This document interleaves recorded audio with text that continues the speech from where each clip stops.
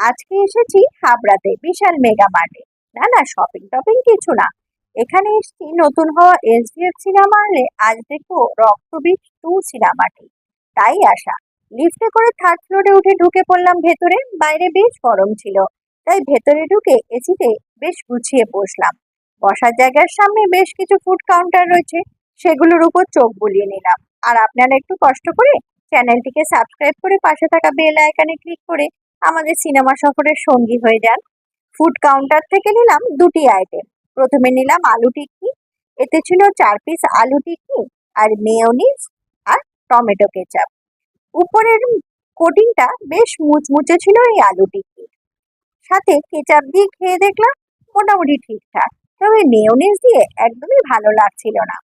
এবার নিলাম fish finger. এক প্লেটে 4 পিস ফিশ ফিঙ্গার আর কাসুন্দি ছিল ডিপ হিসাবে। একটা ফিশ ফিঙ্গার খেয়ে মন খুশ হয়ে গেল। একদম মুচমুচে উপরের কোটি, ভেতরে ভেটকির ফিলেটা ফ্রেশ সাদা। এবার কাসুন্দি দিয়ে খেয়ে দেখলাম, বেশ লাগলো। এখানে এলে একবার ট্রাই করতে পারেন। মোট দুটি আইটেমে লেগেছে 260 টাকা। এবার হলে ঢুকে গুছিয়ে একটু বসলাম। ব্যবস্থাপনা বেশ ভালো। মনে আশা ছিল যে রক্তবীজের মতনই এর দ্বিতীয় ভাগটিও একই রকম চিত্তাকর্ষক হবে। এই সিনেমার প্রেক্ষাপট খয়রাগড় বিস্ফোরণের ষড়যন্ত্রের নানা থিওরির সূত্র থেকে এগিয়েছে।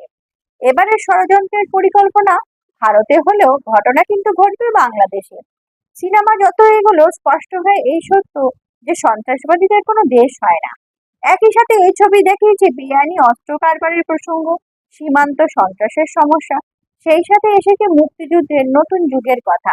তিস্তার জল বন্টন চুক্তির প্রসঙ্গও এসেছে। শেষে দুই দেশের পুলিশ কিভাবে কাঁধে কাঁধ মিলিয়ে সন্ত্রাসের বিরুদ্ধে লড়াই করলো তা বেশ মনোগ্রাহী হলেও এই গল্প যেন ঠিক গ্রহণযোগ্য হলো না। যিনি আসেন কাহিনী ও চিত্রনাট্য ভাবনা চিন্তা করার সময় আরেকটু মনোগ্রাহী করে এটিকে প্রস্তুত করতে পারতেন। আবির চট্টোপাধ্যায় আর মিমি চক্রবর্তীর অভিনয় চমৎকার। ভিক্টর ব্যানার্জির উপস্থিতি বেশ আভিজাত্যপূর্ণ। সীমা বিশ্বাস ও স্বাগতা মুখোপাধ্যায় যতক্ষণ ছিলেন তারা নিজেদের অভিনয় দক্ষতা প্রমাণ করেছেন। অঙ্কুশ কিন্তু এখানে ঠান্ডা মাথার ভিলেন অবতারে তার অভিনয় দক্ষতার ছাপ রাখতে পেরেছে। সাথে কৌশানী বেশ সাবলীল তার চরিত্রে। তবে অহেতুক কিছু নাচ গানের দৃশ্য এনে ছবিটিকে দীর্ঘায়িত করার যে চেষ্টা তা না করলেই ভালো হতো। প্রদীপ মুখোপাধ্যায়ের ক্যামেরা কাজ ভালো সামলেছেন, তবে নন্দিতা রায় আর শিবপ্রসাদ মুখোপাধ্যায় জুটির অ্যাকশন থ্রিলার দেখতে গিয়ে নিরাশ হলাম।